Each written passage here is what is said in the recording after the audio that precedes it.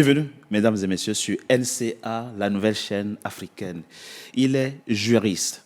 Il dirige un département juridique d'une grande entreprise française. Il s'appelle Pierre Moukoko, mais il est écrivain, auteur de plusieurs livres, dont Relations Afrique-France, les gâchis français, plaidoyer pour un changement de paradigme dans la politique africaine de la France, publié aux éditions L'Harmattan, ou encore Réveillons-nous tous ensemble, nous le pouvons, publié à Lys Bleu Édition, ou encore L'initiation inachevée, publiée aux éditions de Londres. C'est sorti ce 15 octobre et je le reçois en interview pour qu'on parle de son nouveau roman, L'initiation inachevée. Pierre Moukoko, bienvenue. Merci d'avoir accepté notre invitation. Merci de me recevoir. Merci. L'initiation achevée, de quelle initiation parlez-vous? Alors, l'initiation Très inachevée, rapidement. un petit mot. En réalité, je voulais rendre hommage à mes parents, pour les remercier évidemment pour tout ce qu'ils ont fait pour nous, pour tous mes frères et moi. Et puis, je me suis rendu compte que ce point sera insuffisant pour un livre tout entier.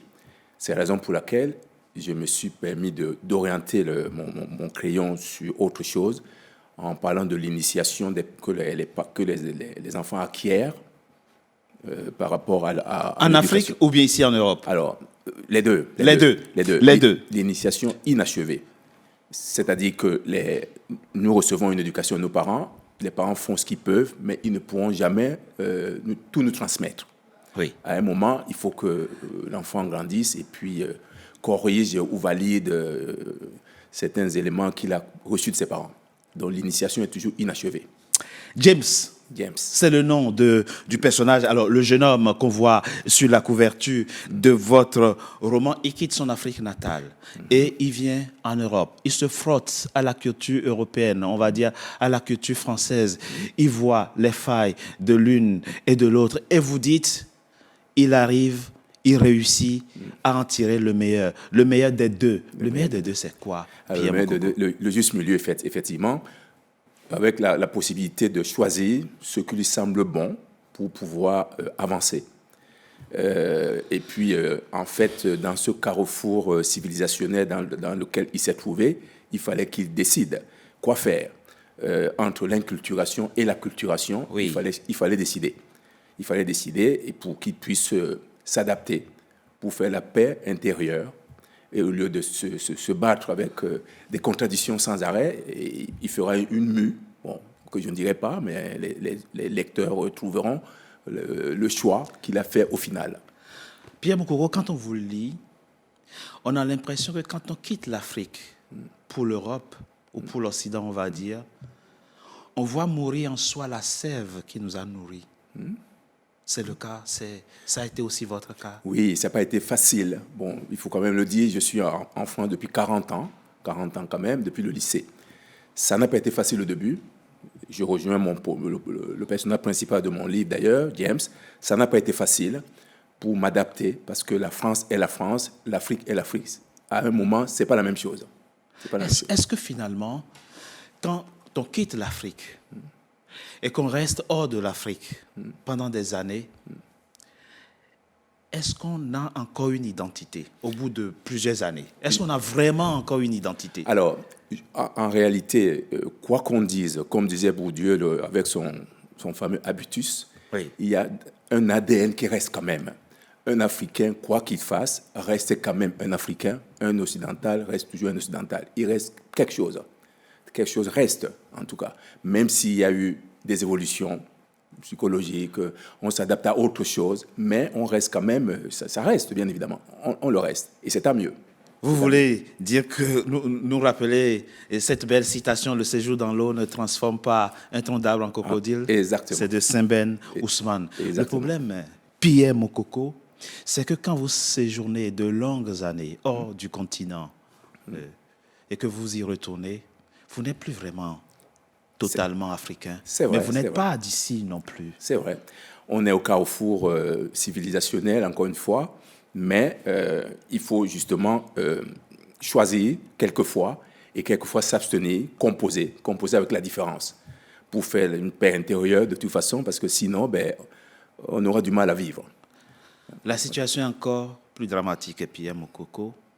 quand des Africains font des enfants en Europe, en Occident, eux-mêmes, ils ont perdu une bonne partie de leur identité.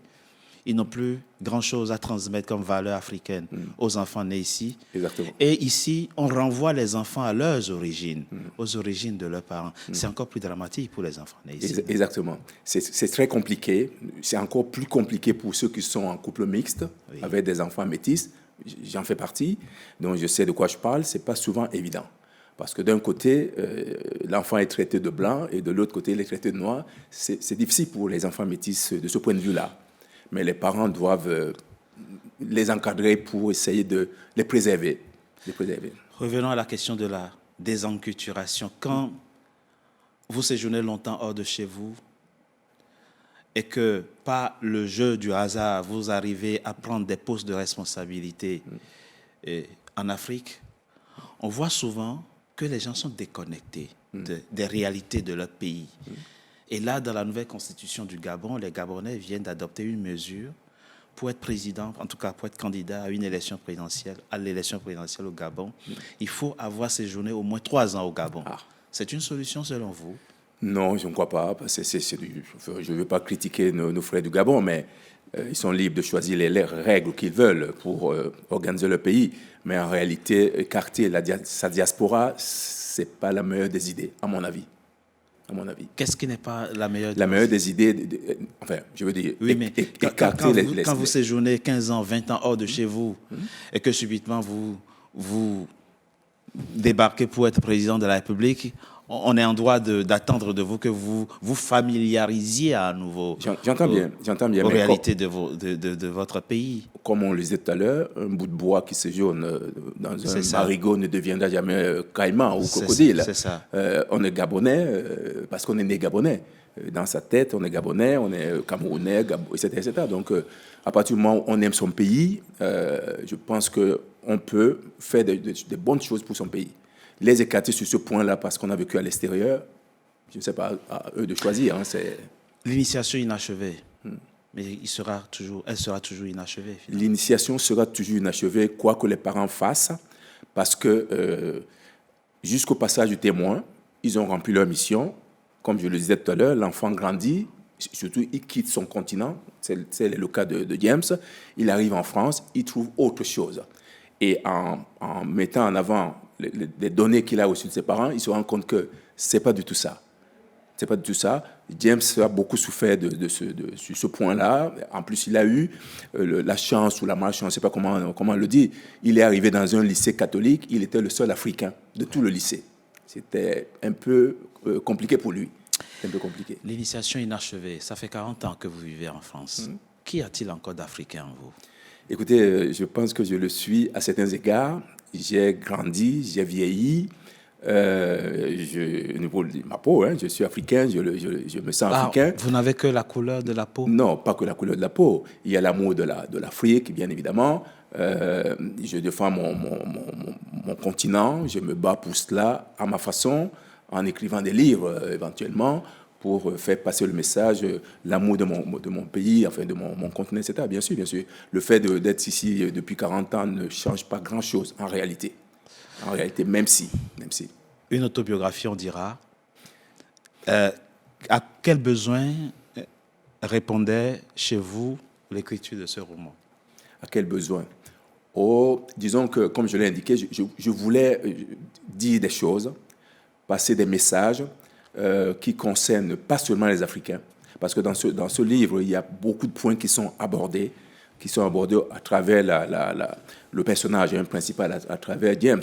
Il y a beaucoup de choses que j'ai eu à mettre en avant, qui peut également être transposées aux Français, aux Occidentaux qui quittent la France pour aller dans d'autres pays. Ils doivent s'adapter également aux us et coutumes de ces pays d'accueil. Bon, ces points, je les ai relevés à travers... et puis, le personnage principal, James, a découvert le racisme. Quand il était dans son pays natal, il savait que le tribalisme existait, ce qui n'a rien à voir avec le racisme. Il a découvert le racisme lorsqu'il était là-bas, à travers un certain monsieur Kwaka qui détestait les Blancs. James a découvert également qu'il existait également un racisme anti-blanc. James l'a vu et puis l'a constaté. Personnellement, je l'ai vécu aussi, bien évidemment. James a souffert aussi parce que, évidemment, ayant épousé une Française, sa belle famille ne l'acceptait pas parce qu'il était noir. Donc, sa femme Colette en a beaucoup souffert. Elle a même été déshéritée par ses parents. C'est pas votre cas, non? C'est non. Une... Moi, ça va. Mais la difficulté que vous évoquez, que vous problématisez dans ce livre, elle vaut aussi pour une certaine élite africaine qui vit en Afrique, qui n'a jamais connu l'extérieur, mais qui sont autant déracinés culturellement que nous. Enfin, je veux dire que ceux qui sont partis, comment on y répond? Comment on répond à ça? Qu'est-ce qui explique justement la perte du lien avec le terroir, les savoirs locaux, les traditions africaines, les valeurs africaines? Vous avez dans nos capitales des gens qui sont plus occidentaux que ceux qui vivent en Occident. Tout dépend de ce qu'on entend faire de sa vie. Tout dépend de ce si on est facile, on est ouvert parce qu'avec le temps, on grandit. Si on a le chance de voyager, on voit autre chose. Et du même coup, on n'est plus tout à fait la même chose. Et face à cette donnée incontestable, on change, on mue. Et c'est d'ailleurs pas contestable, puisque c'est normal, c'est la vie. En fait, c'est la vie.